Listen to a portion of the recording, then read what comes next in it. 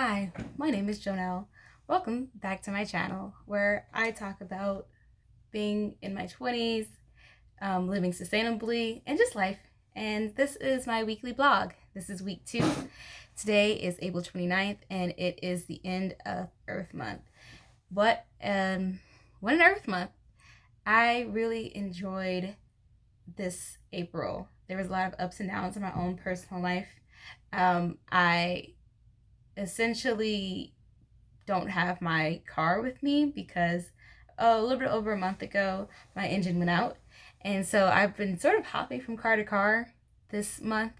I started off borrowing my dad's, and then I had a rental, and then the dealership finally gave me a loaner, so I've just been going from car to car to car, and just reflecting on that journey, because with the rental car I took it to Cherokee, North Carolina, where I was invited to speak at the Carolina Recycling Association's recycling conference. And that was very surprising that I was invited to speak at such an event. I was like, me? I was speaking on Creative Reuse and just my journey being the director of a Creative Reuse center. And that was really, it was such a great experience. I am thankful for the opportunities that I have to be invited to speak places, because I'm like, really? Somebody wanted to hear what I had to say? And that's another reason why I'm doing this YouTube channel, this vlog series. Perhaps somebody really does care about what I have to say, and they want to know, like, how do I do it? And actually, I want to answer that by saying that sometimes I don't. Like, even as an environmentalist, I don't get it right. I still create waste. I still use single-use plastics. Even working in the nonprofit sector, sometimes I still mess up. I'm not the perfect boss. And even though we pay above a minimum wage, we're not paying a living wage. Those are two different things, and those are things that I'm working towards. And I'm aware of those things. And each day I use that as an opportunity to become a better global citizen, a better boss, even a better girlfriend, because, like, I'm amazing, but I'm not the best girlfriend. I'm not the best daughter or relative to my family at times, but I am thankful for the grace that they give me, and I just use that as an opportunity to just grow and grow and grow. So, like I said, this Earth Month, I spoke at a recycling conference in Cherokee, North Carolina. It was actually my first time going to a casino. And I don't think it'll be the last time, but I just don't think that this trip made a gambler out of me. They gave me like $50 credit to gamble. I won like $9, and then I didn't put any of my own money in because I didn't have any money to put in. So that was another thing. I was just like, girl, just go home. But it was great to just be in community with so many people who recycle and care about the environment. I also had the opportunity today. I got a chance to speak at City Hall. Well, I mean, it wasn't speaking. I just had a table set up for Earth Month event. And it was really great because, like, this is actually something that I made. I was going to show the pattern, but for some reason I cannot find it. So if I do find it, I will put it in the YouTube notes. But it was great to show people, like, look, this is something that you can make, because somebody else decided to throw this fabric away. Even like this ribbon is thrifted. Even these grommets. Like, I am so serious about this whole sustainability thing when it comes to creative reuse. So I like being an example to folks to show them, like, this is what you can make. And it's hard being an environmentalist because not everyone gets it, and it's a little stressful. But sometimes you just gotta keep talking about it and realize that eventually, if you keep talking about it and you keep educating other people, then we'll all come together and we can talk about things like environmental racism, which a long time ago people really didn't believe. Like, if you're like, hey, something's in the water, people are like, oh, stop it, you're being paranoid, you always think the government's out to get you. And then we have people like her name is Mari Copeland, I believe, or even people might know as Little Miss Flint, who for 10 years she's been talking about how dirty the water is in Flint. She makes a lot of noise nonstop. And I know how tired she is about making this noise, but then it's helping people be more cognizant of what's going on in their community and raising their voices. Because apparently, it wasn't just Flint. We've had polluted water systems across America that people are more aware of because someone made some noise. And then someone finally looked and was like, well, my water's a little dirty too. And something's wrong with my kids because of the water. And like, you know, I unfortunately found out that several of the teachers from the elementary school that I went to end up developing cancer because of the school's proximity to a wastewater treatment plant. And it's been I think it's been 2 years since that story broke. And what has been done? Absolutely nothing, which I think is very unfortunate. But I think it reminds us to keep making noise and to keep telling these stories about environmental racism, legacy pollution, and just waste. And we got to keep going. Like, if my clothes draws people into the conversation, I'm going to further the conversation by saying, like, I'm glad that you enjoy this dress, but this is something that would have been thrown away. I'm also wanted to wear, like, something with bees on it because we got to protect these pollinators. They're helping sustain our ecosystems. Like, bees are more important than humans when it comes to preserving this earth. And sometimes people don't want to hear it. I completely understand that because it can be overwhelming. There's a lot going on in this world. And, you know, some people, they're only looking at trying to pay their bills, trying to keep their health straight, trying to maintain so many layers of living. And then here comes someone saying, hey, man, you need to, like, get more expensive food because the food you're eating is killing you. So, you know, yeah, I say what I can when I can. And this YouTube is also a platform for that. I noticed that there are a lot of Black women in the environmental justice movement right now. A lot of them are millennials like me. We've seen environmental racism firsthand through different things that happen in our families and our communities.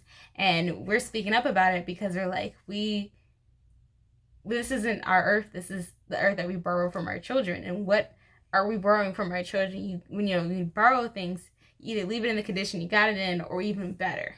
Like, some of my relatives have borrowed my car before, and they've actually detailed my car and washed it and even filled the tank before they give it back to me. So that's how we need to think about the earth. We need to fulfill and give back into the earth before we give it back to our children, who give it to our grandchildren and the generations after that.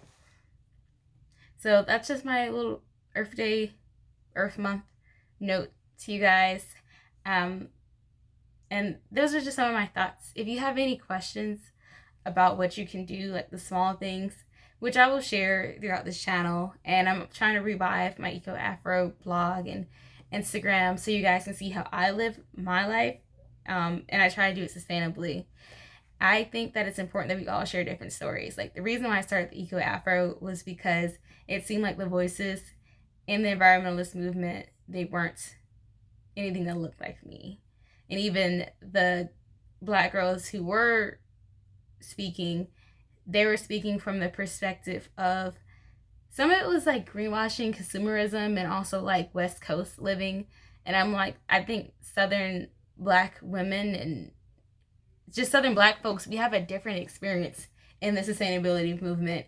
And I don't want to discount the things that we've done as a culture to preserve our earth. And before I go, because I know I'm reaching my little mark that I'm trying to reach in terms of how long I want these vlog episodes to be, I did want to just talk about a couple other things that happened to me in April, and then as well share what I'm sewing next for an event. So beyond, being the executive director for Scrap Atlanta, trying to save the world with Eco Afro, I also am a comedian.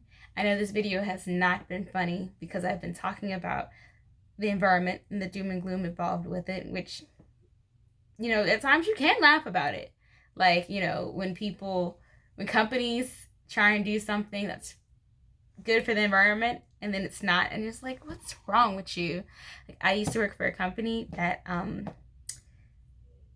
they sourced their clothes from China, from sweatshops, and the materials that they made were terrible. Like, we had to take each individually packaged item and then wrap it in tissue paper and then mail it off and make it all pretty. Some of the dyes that they use to make these clothes weren't color fast, and so they'd rub off on our hands and our feet, and not our feet, but they rubbed off into the air. Certain things we unpackaged, like the fumes, will get in our lungs and stuff. And then for Earth Month, my former girl boss decided that we should put wildflower seeds with the orders of these items from China that are made with fast fashion, that are wrapped in plastic with dyes that rub off on you and smell terrible. As if the wildflowers that you plant are going to just offset everything that you've done by ordering this terribly made garment. And it hasn't stopped. In this country, and a lot of people, they keep thinking, I'm doing something good, and the good that you're doing sucks. So, if you have any good greenwashing stories, please share them with me. It is one of the highlights of my day to just hear how badly companies fumble bags. When instead of, just doing the right thing to begin with, they're like, we're going to keep doing the wrong thing, but this one good thing is just going to make us feel better. So also, like I said, with my comedy, I host monthly crafting comedy nights. This month, we had a denim workshop where we just painted jeans, and we told jokes, of course, because it's crafting and it's comedy. And I just loved how many people just came together with their jeans, and they were painting them. They made these beautiful designs. And I had went to Goodwill to grab a couple of pairs in case people didn't have jeans. And some people did use them. Others people just cut them up as well. And they made them in the shorts. They harvested the pockets. There was so much creativity in that room. And I was so happy that I was able to create this experience, because the crafting comedy is also centered around Black girls and femmes, gender expansive folks, and queer folks as well, because they deserve to tell jokes just like everybody else. And they deserve to tell jokes where they're not going to be heckled, where they know that other comedians aren't going to punch down that night to them. So I love my crafting comedy series, and I'm going to grow it into something bigger.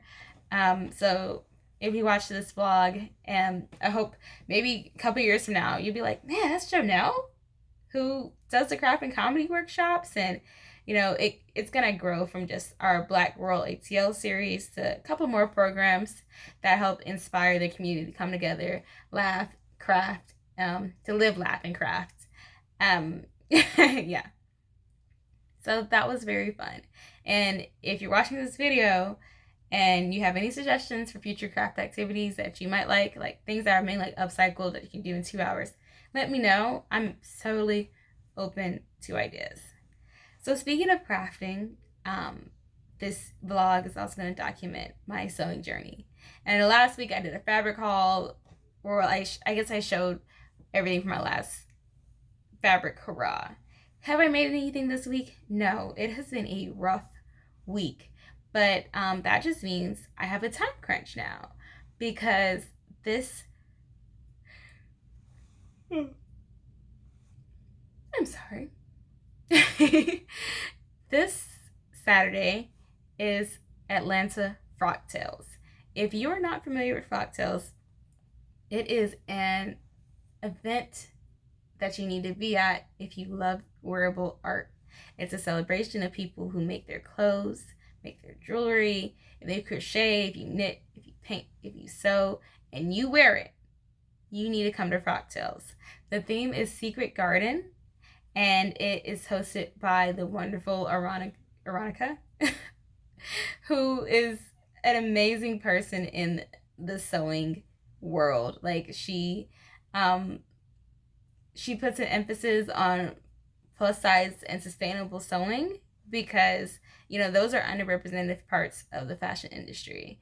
I remember when I was growing up, and I wanted to be in fashion, and the way fashion was marketed towards me was that you had to be supermodel skinny.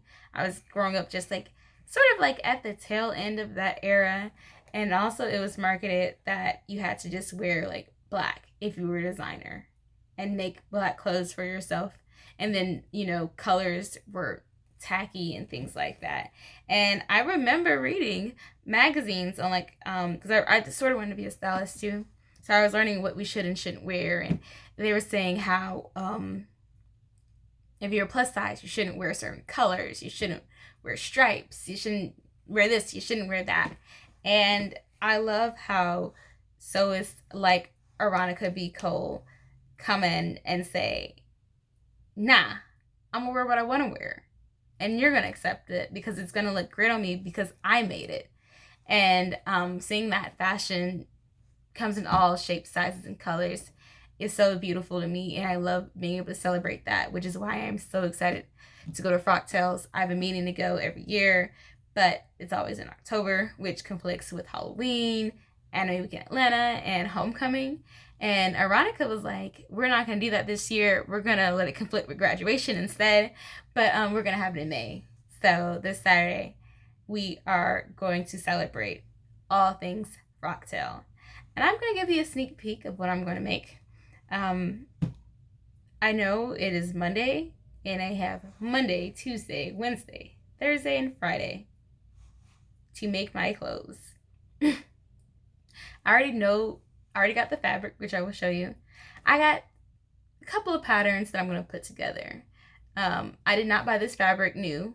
This fabric is something I found at Scrapalanta, of course, but I was really excited about it. When I saw it, I was like, this is for Frocktails. I know during like my fabric haul video, I showed some fabric. I was like, this would be nice for Frocktails, but this is even nicer. So let me show you. This, I believe, it used to be a curtain. The reason why I say that is because it's not like a large piece of fabric that is not like the traditional bolts size. Like I don't think it's 54 inches, and also it has a hem, so that's why I think it is a former curtain. But I'm gonna turn it into a pretty dress, and it already has the embroidery on it, which I like too. So as you see, it is sheer. You can see straight through it. No, I will not be publicly indecent because that's not my style yet. So underneath this, I am going to make a little shift dress. And I'm going to make it with this purple. So I'll show you. Watch this. Okay. Yeah. Because instead of doing black, I was like, why not just do purple under the purple? Because it's going to make the embroidery pop out. So that's something I'm really excited for. This is the pattern that I'm going to use for underneath it. And I am also trying to figure out which corset I want to make. Because what I want to do is the top is going to be like a corset bustier. And then the bottom is going to be like a circular skirt. It's going to be a dress. And then it's just going to have like a straight sheath underneath. Because I think it's going to be easy for me to make in 5 days. And it'd be a nice little summery dress for me to wear to other occasions this summer. And so, yeah, stay tuned for that. Next week, I'll probably show off the final look. And then I can also show you a sneak peek of what I'm making for Black Friday, which, of course, I've already started with that. Like, you know, I knew about both events beforehand, and I had all of March and April to start those things. But, you know, they call it procrastination when you make it at the very last minute. Let me see if you can see it. So back there is a sneak peek of my Black Friday outfit. I am going to be a pirate. I know people mainly think of fairies as fae, but fae includes all fantasy. And as much as I love fairies, I also love pirates. I have started watching One Piece this year. Well, last year. I'm on episode 130, and it has just stolen my heart. I love the concept of pirates and the friendship and um, being free on the seas. It just seems like a great time. So I'm gonna be my own special pirate.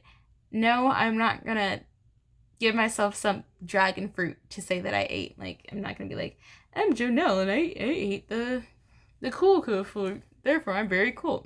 Nope, I'm just gonna be a pirate this go round.